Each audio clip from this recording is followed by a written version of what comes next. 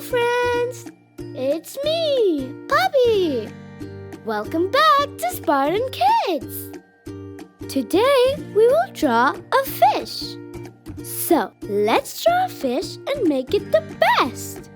Take out your drawing book and colors and let's make something creative because it's coloring time! How to draw a fish. Step 1. Draw an oval. This will make the body of the fish. Step 2.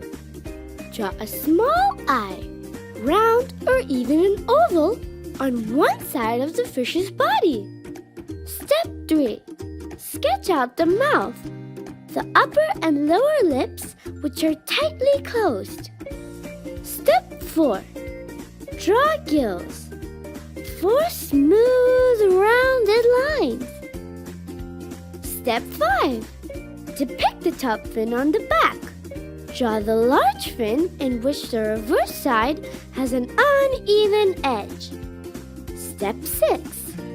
Draw the side fin. Depict the small fin in the middle of the body with smooth lines. Step 7.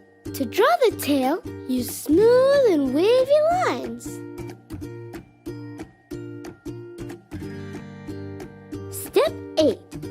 Color the fish. You can use many colors and make it really colorful.